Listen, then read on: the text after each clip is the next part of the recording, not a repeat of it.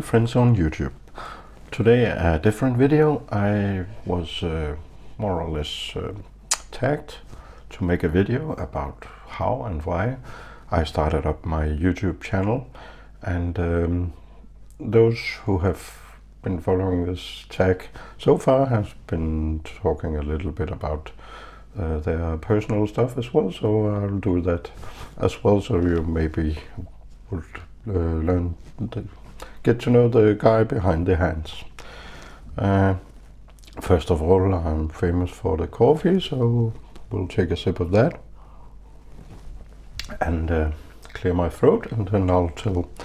I hope to make it a quick video, not to bore you too much, about why I started my YouTube channel, and this coincides very much with why I started collecting knives, so this will be a bit of both.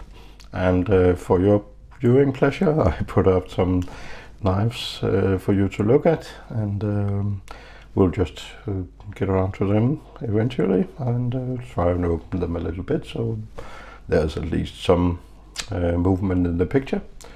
But without further ado, I started in 2016 collecting knives, so I'm a new collector, and the reason I did this was actually because here in Denmark the knife laws changed, so locking knives were suddenly permitted, and you were even permitted, if you had a reason, you were permitted to carry a knife in your pocket, a folding knife.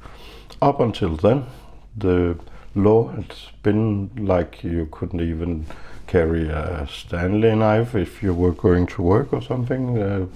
Some ridiculous cases went to courts, and people were actually fined quite heavily for carrying knives for work. All that changed in 2016.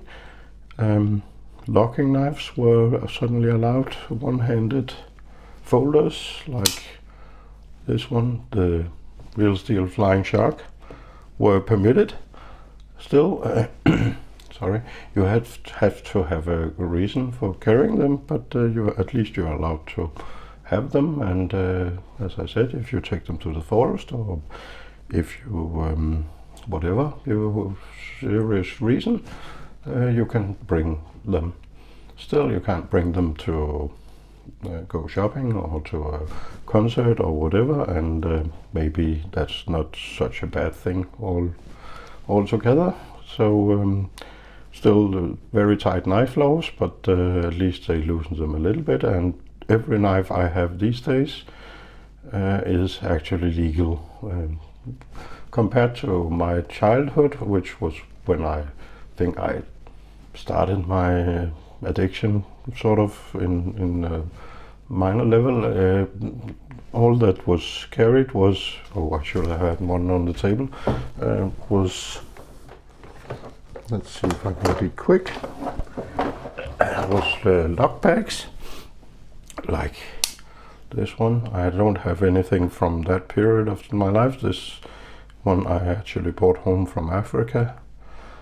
Not much different than any lock bag you could get in Denmark at that time. So it represents what you could use at that time. But very quickly, still in my childhood, which would be around 30, maybe 40 years ago, very quickly lock bags were prohibited too, and all we could get was slip joints, and when they were the only things allowed before laws got even more ridiculous, I started carrying either nothing or a fixed blade, because I had a slip joint close on my fingers a few too many times. I'm not an idiot, but I often worked in closed dark spaces, and I couldn't see my hands, so it happened more than once that I unfortunately shot the knife on my fingers, and that was of course not a good thing, and I didn't enjoy that very much. And this is the reason why I still to this day really dislike traditionals, or at least the slip joints without any non-locking slip joints. I really don't like those knives, and I have scars to prove it. so to say. I know you can get something very nice in slip joints, but I just don't really like those knives, and now you have the reason why. It's been in the other videos from other guys like Stars23 and Jack Farmboy. We got a little bit of an insight to what kind of people they are, what their life was like, and so on, and a bit of personal stuff. And I'll put something in there too for you, just to share a little bit. I prefer not to share my face, and I have my reasons, and I hope that's okay. A little bit of it is maybe my sort of insecurities, and a little bit other stuff. I don't want to get into that too much.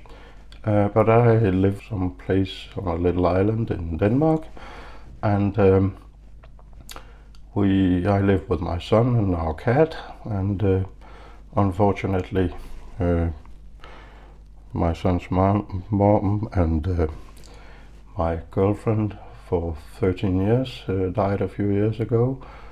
The biggest blow of my life, and I miss her dearly and intensely sometimes still. As I said, I started in 2016 collecting knives, and very soon after that I realized that you could get so much information on YouTube, and I really enjoyed watching a lot of videos. The channels I subbed to was some Dutch channels. Most memorable is Knife Collector 031, Henk. I think he still is. He's still around in the community, but he unfortunately has a lot less time to make YouTube videos than he used to. And of course, I was there when Birdshot IV started, and people like Nick Shabazz when he was a small YouTuber, and those were kind of the people that inspired me. And also I was inspired by this very generous community. I got presents from especially my American viewers, and great encouragement for a small channel, and very nice indeed.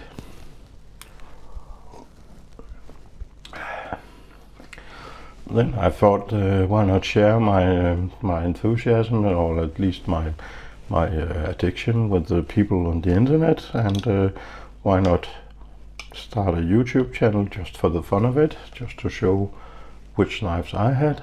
And the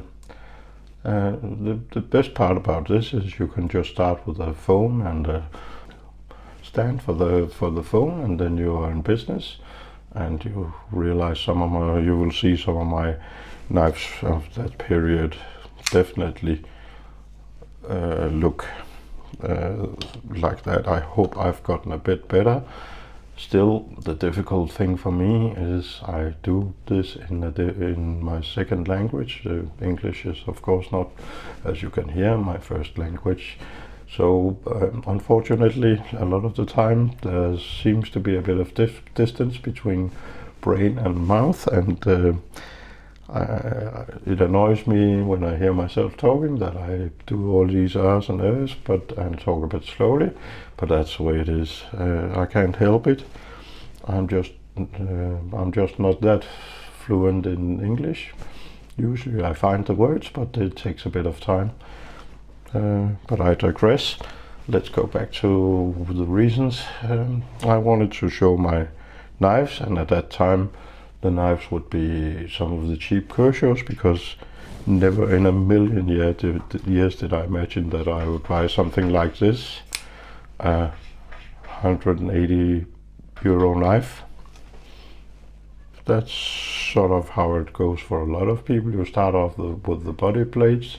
Some people simply don't have the money. I was fortunate enough to, well, if you can call it that, to inherit some money, and yeah, a bit of good fortune in a few places, so I could afford at least some of the more expensive knives, and that's why my channel consists mainly of budget knives, but we are slowly moving upwards in the price range, and that is of course fun. I like all knives, and still I much appreciate finding the gem among the very cheap knives. It's easy to find a gem in the expensive knives, and sometimes you find the opposite in the expensive knives, and that is really not very nice when that happens. Like, I could mention this, but I'm going to make a video about Kaiser knives in general, and this is of course a very beautiful knife, but it has its flaws, no doubt about it. So where am I going with my channel? Yeah, this channel was never meant to be something. I was never meant to be a YouTuber like Nick Chipaz or PewDiePie or whatever. I find it amazing that I have around 500 subs, and I might like some more, but it's not. That's not what drives me. What drives me the most is the love of the knives, and that I can show you what I bought. And I consider myself, and that should probably be the finishing sentence, I consider myself a knife collector with a YouTube channel, not a YouTube channel with knives. The YouTubing is a fun part of the collecting, but I am first and foremost a collector, and I don't think I have either the time or the personality to be that great YouTuber with I don't know, 40, 60, 100k subs, and I don't mind. It's perfectly okay. I like the interaction with the people who want to comment and who likes and subscribes and all that, but I'm primarily in it for the knives, not the fame, so to speak. And with that, I've been rambling on a bit longer, but much longer than I thought I would. And with that, I sincerely wish you a happy evening, day, whatever it is in your country. Bye bye.